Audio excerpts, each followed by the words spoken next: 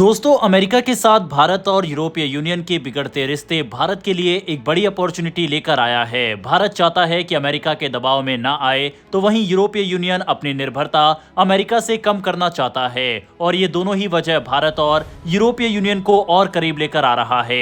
यही कारण है कि यूरोपीय यूनियन के बड़े बड़े लीडर एक लाइन से भारत की यात्रा पर आ रहे हैं। जी हाँ, यूरोपीय यूनियन के दो बड़े देश जर्मनी और फ्रांस, पहले जर्मनी के चांसलर भारत आ रहे हैं और एक मेगा या यूं कहें कि इस साल की सबसे बड़ी डिफेंस डील होने वाली है। इसके बाद इमैनुअल मैक्रोन भारत आने वाले हैं। वहीं भारत न सिर्फ इन देशों से हथियार खरीद रहा है, बल्कि भारत फोर्ज, जो कि भारत की स्वदेशी डिफेंस कंपनी है, उसको यूरोपियन मार्केट में बड़ी अपॉर्चुनिटी मिली है। इसके अलावा डोनाल्ड ट्रंप ने $1.5 ट्रिलियन का डिफेंस बजट इस बार अमेरिका का करने का ऐलान किया है। जानते हैं इन सभी खबरों के बारे में एक एक करके डिटेल में। पहले बात करते हैं अमेरिका के $1.5 ट्रिलियन के डिफेंस बजट की। डोनाल्ड ट्रंप ने राष्ट्रपति बनने के बाद ही अपनी मंशा साफ कर दी थी। उन्होंने कहा था कि वह कनाडा को अमेरिका का 51वां स्टेट बनाना चाहते हैं। इतना ही नहीं, ग्रीनलैंड को भी अमेरिका हथियाना चाहता है। वहीं अमेरिका ने वेनेजुला में जो कुछ किया,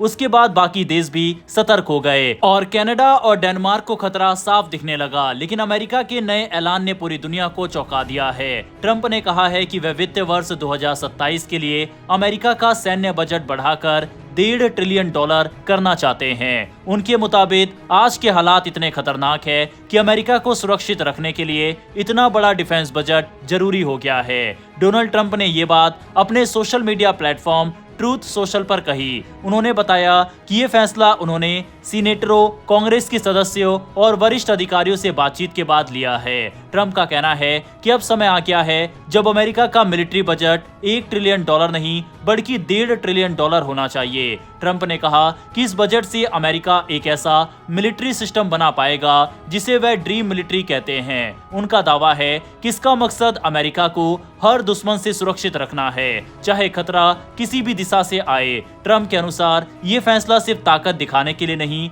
बल्कि देश की सुरक्षा सुनिश्चित करने के लिए है। इस बयान में ट्रंप ने टैरिफ यानी आयात शुल्क का भी जिक्र किया। उन्होंने कहा कि दूसरे देशों पर लगाए गए टैरिफ से अमेरिका को भारी कमाई हुई है। ट्रंप के मुताबिक अगर टैरिफ से इतनी बड़ी रकम नहीं आती तो वह शायद $1 ट्रिलियन के बजट पर ही रुक जाते।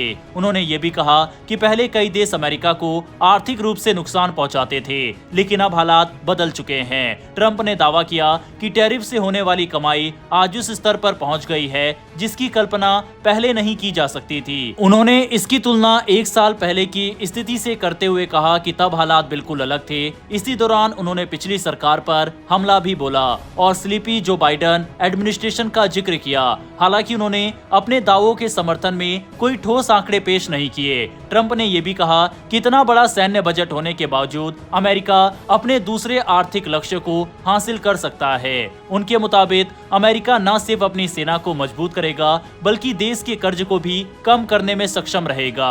इसके अलावा उन्होंने ये भी कहा कि सरकार मध्यम आय वर्ग के अमेरिकी नागरिकों को आर्थिक लाभ यानी डिविडेंड देने की स्थिति में भी होगी। हालांकि ट्रंप के इस बयान में ये साफ नहीं किया गया है कि $1.5 ट्रिलियन आखिर किन किन सैन्य योजनाओं पर खर्च किए जाएंगे। उन्होंने ये भी नहीं बताया कि कांग्रेस से इतनी बड़ी रकम को मंजूरी कैसे दिलाई जाएगी। अमेरिका में कानून के तहत किसी भी बजट को पास कराने के लिए कांग्रेस की मंजूरी जरूरी होती है। गौर करने वाली बात यह है कि अमेरिका पहले ही दुनिया का सबसे बड़ा डिफेंस बजट रखने वाला देश है। अगर ये प्रस्ताव पास होता है तो ये अमेरिकी इतिहास का सबसे बड़ा सैन्य खर्च होगा। जाहिर है कि इस पर कांग्रेस में बहस होगी, खासकर उन नेताओं की तरफ से जो घाटे और घरेलू जरूरतों को लेकर चिंतित है। चीन और रूस के साथ तनाव, यूक्रेन युद्ध, मिडिल ईस्ट की अस्थिरता और नई टेक्नोलॉजी जैसे साइबर वॉर और आर्टिफिशियल इंटेलिजेंस, ये सभी कारण अमेरिकी डिफेंस पॉलिसी को लगातार बदल रहे हैं। ऐसे में ट्रंप का ये बयान आने वाले समय में अमेरिकी राजनीति और वैश्विक रणनीति पर बड़ा असर डाल सकता है। दोस्तों, अब आप सोच कर देखिए कि अमेरिका के बाद चीन का डिफेंस बजट सबसे ज्यादा है और वह $247 बिलियन है, जबकि भारत का मात्र $80 बिलियन है और अमेरिका अपने डिफेंस बजट को $1.5 ट्रिलियन करना चाहता है, जो कि कई देशों की इकोनॉमी भी नहीं है। खैर, अब बात करते हैं भारत और जर्मनी की। जर्मनी के चांसलर भारत दौरे पर आ रहे हैं और इसी दौरे के दौरान प्रोजेक्ट 75I को लेकर बड़ी घोषणा मानी जा रही है। ये प्रोजेक्ट भारत का अब तक का सबसे महंगा और सबसे एडवांस पारंपरिक सबमरीन प्रोग्राम है। इस प्रोजेक्ट के तहत भारतीय नौसेना को 6 नई जनरेशन की अटैक सबमरीन चाहिए। इन सबमरीन की सबसे बड़ी ताकत है AIP यानी एयर इंडिपेंडेंट प्रोपल्सन टेक्नोलॉजी। आसान भाषा में कहे तो इन सबमरीन को बार बार ऊपर आने की जरूरत नहीं होती। ये 1 हफ्ते या उससे ज्यादा समय तक लगातार पानी के अंदर रह सकती है, और वो भी बहुत कम आवाज के साथ। इनकी आवाज इतनी कम होती है कि दुश्मन का सोनार भी इन्हें पकड़ नहीं पाता, इसीलिए इन्हें लगभग अदृश्य शिकारी कहा जाता है। ये सबमरीन शिकार नहीं बनती बल्कि खुद शिकार करती है। आज के नेवल वॉरफेयर में ऐसी सबमरीन की अहमियत बहुत ज्यादा है। अब सवाल आता है कि भारत ने जर्मनी को ही क्यों चुना, जबकि फ्रांस, रूस, जापान जैसे दोस्त देश भी मौजूद है। दरअसल इस प्रोजेक्ट की रेस में 3 देश थे, स्पेन, साउथ कोरिया और जर्मनी।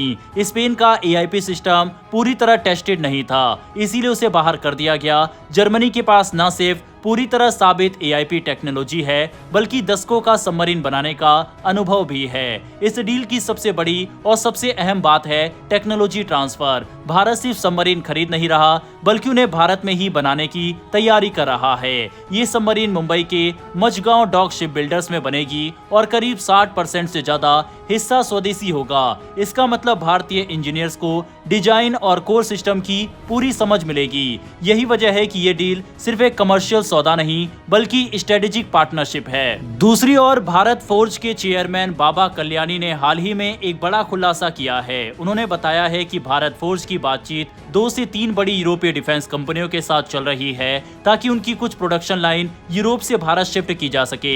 सबसे दिलचस्प बात यह है कि मैन्युफैक्चरिंग सिर्फ भारत की जरूरतों के लिए नहीं होगा बल्कि पूरी दुनिया के लिए एक्सपोर्ट के मकसद से की जाएगी। यानी भारत अब सिर्फ डिफेंस हथियार खरीदने वाला देश नहीं बल्कि उन्हें बनाने और दुनिया को सप्लाई करने वाला देश बनने की ओर बढ़ रहा है। अब सवाल यह है कि यूरोप की डिफेंस कंपनियां भारत की तरफ क्यों देख रही है। दरअसल यूरोप में इस समय डिफेंस इंडस्ट्री कई समस्याओं से जूझ रही है। वहां स्किल्ड मैन पावर की कमी, सीमित फैक्ट्री कैपेसिटी और लगातार बढ़ते ऑर्डर्स बड़ी चुनौती बन चुके हैं। यूक्रेन युद्ध और यूरोप की सुरक्षा स्थिति की वजह से वहां डिफेंस प्रोडक्शन पर जबरदस्त दबाव है। ऐसे में भारत उनके लिए एक मजबूत विकल्प बनकर उभरा है। भारत में कम लागत, बड़ा इंडस्ट्रियल बेस और तेजी से तैयार हो रही स्किल्ड वर्कफोर्स मौजूद है। यही वजह है कि यूरोपीय कंपनियां अब भारत को सिर्फ मार्केट नहीं बल्कि मैन्युफैक्चरिंग हब के रूप में देख रही है। भारत फोर्ज इस बदलाव में अहम भूमिका निभाने की तैयारी में है। कंपनी पिछले कई सालों से